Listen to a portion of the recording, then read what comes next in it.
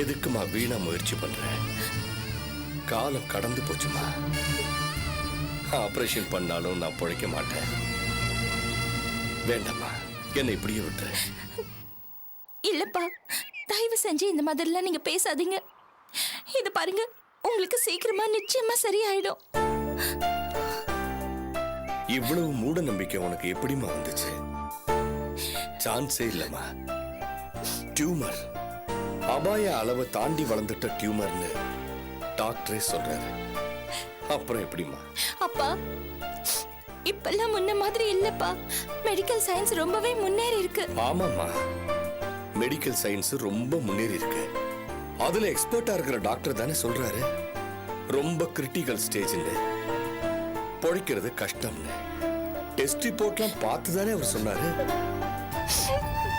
அபி, சில உண்மைகளை நம்ப மனசாந்திக்காக பிடிவாதமா நம்ப மாட்டேன்னு மறுக்கலாம்.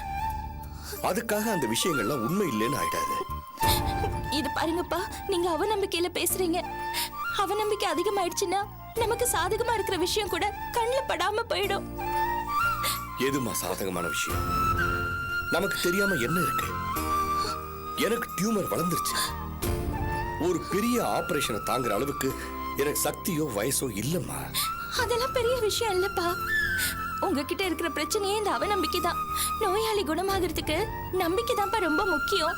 ப்ளீஸ் பா, நீங்க நம்பிக்கையோட இருங்க ப்ளீஸ். சில விஷயங்களை சில நேரங்கள்ல உணர்ச்சி வசப்படாம யோசிக்கணும். என் விஷயத்துல நீ ரொம்ப எமோஷனலா இருக்கம்மா. அதனாலதான் சாதாரண உண்மைகள் கூட உன் கண்ணில் படமாட்டேங்குது.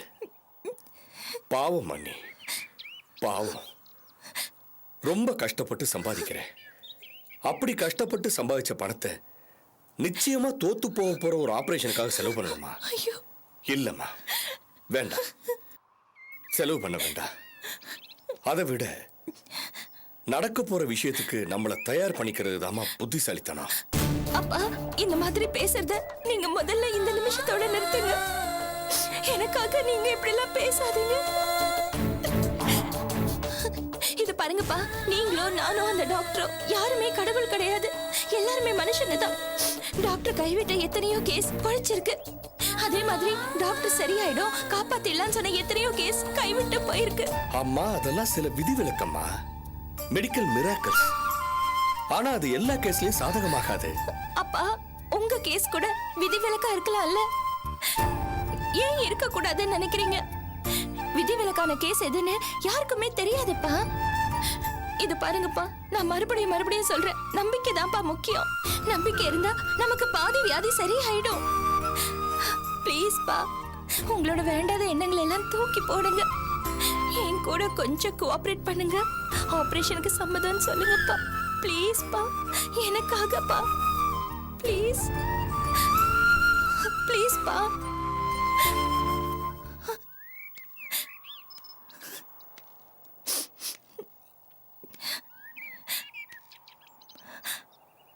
ப்ளீஸ் பா.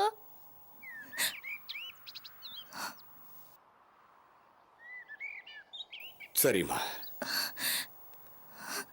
வேற எதுக்காகவும் இல்லை,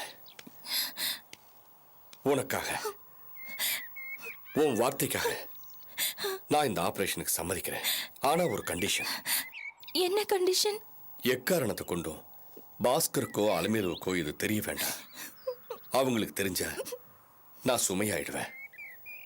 எனக்கு அது பிடிக்கல. நான் சொல்லல.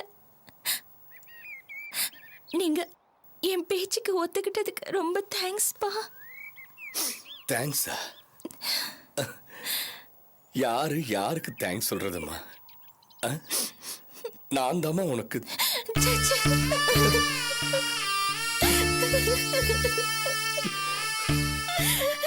நல்ல பொண்ணுமா நீ நல்லா இருக்கணும், நல்லா இருப்ப.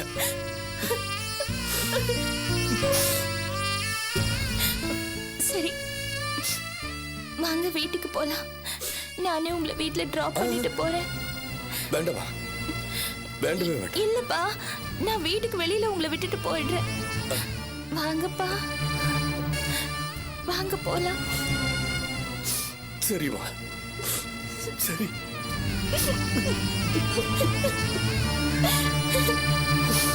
வாங்க.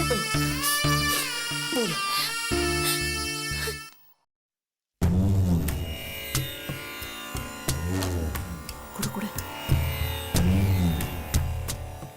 இதுதான் அந்த பொண்ணோட புடவையா? ஆமா சாமி. அம்மா பேர் என்ன சொன்னீங்க? சொல்லு சொல்லு. ஆர்த்தி. என்ன பிரச்சனை பண்றா? என்ன பிரச்சனை பண்ணல சாமி அந்த பொண்ணு. பெரிய ராங்கிக்கார சாமி அவ. கட்டின புருஷனை மதிக்கிறது இல்ல, மாமனார் மாமியார மதிக்கிறது இல்ல, தான் படிச்சவங்கிற திமிர்ல மூத்த மருமக என்னையே மதிக்கிறது இல்ல. கேட்டா எடுத்தறிஞ்சு பேசுறா. ஐயோ அது மட்டும் இல்ல சாமி, இவ செவனேன்னு உட்கார்ந்து இருக்கும் போது அந்த ஆர்த்தி பொண்ணு பலாரம் அடிச்சுட்டா. எப்பக்கா? ஏய் அன்னைக்கு மாவரைக்கு போகும்போது அடிக்கல பாத்தீங்களா ஆமா சாமி? சாமி. பாவம் அவ அடிச்ச அடியில இவளுக்கு ஞாபக மறதியே வந்துருச்சு. அது பெரிய கதை சாமி. அவ புருஷனை விட்டு விலகிறதுக்காக இவ தங்கச்சியை புடிச்சு அவ புருஷனுக்கு கட்டிவிட்டா. அந்த பொண்ணு ஏன் புருஷனை விட்டு விலகணும்? அவளுக்கு பிடிக்கலன்னு விலக நினைக்கிறா. அதாம்மா, கட்டின புருஷனை விட்டு அந்த பொண்ணு ஏன் விலகணும்? ஐயோ ஏன் சாமி நீங்க என்ன போலீஸ்ல வேலை பாத்தீங்க? உங்களால முடிஞ்சா மந்திரம் பண்ணுங்க, இல்லன்னா நான் பெரிய மந்திரவாதி கிட்ட இவளை கூட்டு போறேன். வாடி போலாம். அப்படி இல்லம்மா, தப்பு யார் மேல இருக்குன்னு எனக்கு தெரியணும். என்னதான் மந்திர வேலை செஞ்சாலும் அதுல ஒரு நியாய தர்மம் வேணும்ல. அந்த ஆர்த்தி ரொம்ப மோசமானவ சாமி. என் பேச்சு நம்புங்க. என் தங்கச்சியை எனக்கு எதிரா தூண்டி விட்டு என்ன அந்த வீட்டை விட்டே துரத்த பாக்குறா. இத பாருங்க சாமி, இப்ப நீங்க மந்திரம் பண்ண போறீங்களா இல்ல வேற இடத்த பாத்துக்கிட்டுமா சொல்லுங்க. அவசரப்படாதீங்கம்மா, பண்றேன். எந்த லெவல்ல பண்ணணும் நீங்க சொல்லுங்க. சாமி அவளை எப்படியாவது எங்க வீட்டை விட்டு துரத்திடணும் சாமி. இனிமே எந்த ஜென்மத்திலயும் அவ என் குழந்தை கூட சேரவே கூடாது. அவ்வளவுதான். அவ்வளவுதானே? ஓகே, பண்ணிரலாம். ஐயோ சாமி, இந்த ஆர்த்தியோட அக்கா அபியத்தான் என் பிள்ளைக்கு கட்டி வச்சு நாங்க சந்தி சிரிச்சு ஒரு வழியா அவளை கழட்டி விட்டோம். இருந்தாலும் அப்பப்ப அவ எங்களை தொந்தரவு பண்ணிக்கிட்டே இருக்கா. என் பிள்ளைய மறுபடியும் அவ பக்கம் இழுக்க பாக்குறா. நிறைய காசு சம்பாதிக்கிறோங்கிற திமிர்ல எங்களை ரொம்ப கேவலப்படுத்துறா. அவ தொழில முடக்கி விட்டீங்கன்னா நாங்க பொழைச்சு போயிருவோம். அபி ஆர்த்தியோட சொந்த அக்காவா? ஆமா சாமி. இந்த ஆர்த்தி பொண்ணுக்கு அந்த அபிதான் எட்டு. அவதான் அவளுக்கு பாதி சொல்லி கொடுக்கறா. அதான் இந்த ஆர்த்தி பொண்ணு ஓவரா ஆடுறா. அவங்களால நீங்க நிறைய பாதிக்கப்பட்டிருப்பீங்க போல இருக்க. ஆமா சாமி, எங்களுக்காக இந்த மந்திரத்தை பண்ணீங்கன்னா பண்ணிரலாம். ஆனா தங்கச்சியோட சேலையை வச்சு அக்காவுக்கும் எஃபெக்ட் கொடுக்கறதுன்னா கொஞ்சம் நிறைய செலவாகும். எவ்வளவு சாமி செலவாகும்? தங்கச்சிக்கு 500, அக்காவுக்கு ஒரு 500ன்னு மொத்தம் 1000 ரூபாய் ஆகும். கடவுளே, ஐயோ சாமி, நான் அவசரமா வந்ததுனால பணத்தை எடுத்துட்டு வரல.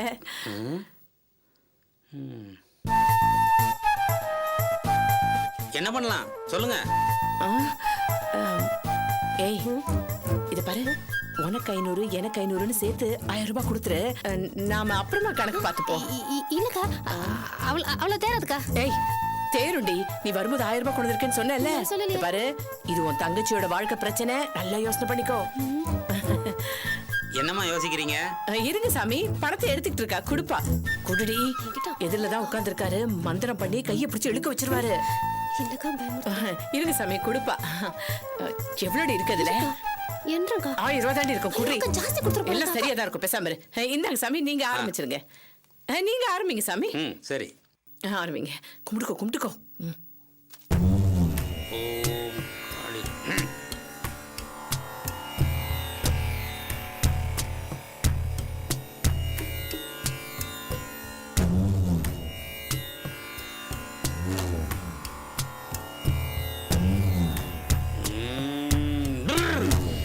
ஓம் ரீம் க்ளீம் ஜீம் ஹோ சப். காளி. ஓம் காளி. ஓம் மகாகாளி மனோகரி ஜங்கம்மா.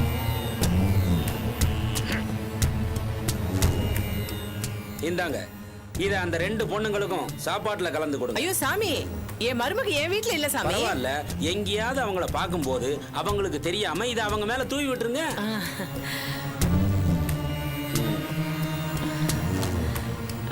சாமி, அப்ப நாங்க கிளம்புறோம் சாமி. வரேன் சாமி. வரோங்க. வாங்க. வா. ஆமா.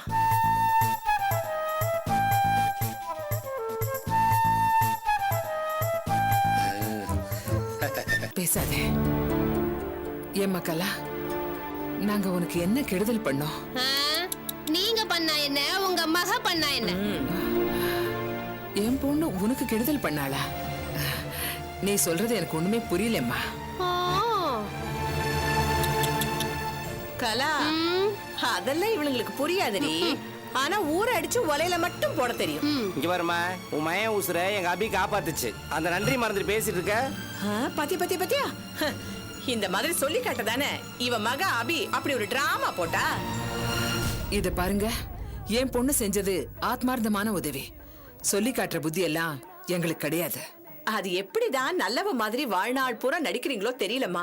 இவ மட்டும் சினிமாவுக்கு போயிருந்தான்னு வச்சுக்கயே, பத்மினி சாவித்திரி எல்லாம் தோத்து போயிருப்பாங்க. ஆமாக்கா. இங்க பாருமா, கோயில்னு இப்படி எல்லாம் பேசிட்டு இருக்காத. கடவுள் பாத்துட்டு இருக்காரு. அதத்தாண்டா நானும் சொல்றேன், கடவுள் உங்க நடிப்பெல்லாம் பாத்துட்டு தான் இருக்காரு. என்ன நடிக்கிறா? உங்க அக்காளுக்கு என்ன நடிக்க சொல்லியா தரணும்? ஆமா, நான் தெரியாம தான் கேக்குறேன். எத்தனையோ வருஷத்துக்கு முன்னாடி ஓடி போனா உன் புருஷன் இப்ப எங்க இருக்கான்னு தெரியுமா? தெரியாது. ஆனா பொட்ட பாத்தியா, லட்டு சைஸ்ல வச்சிருக்கான். ஆமா, இவளை விட்டு ஓடி போன புருஷன் என்னைக்கோ போய் சேர்ந்திருப்பான்.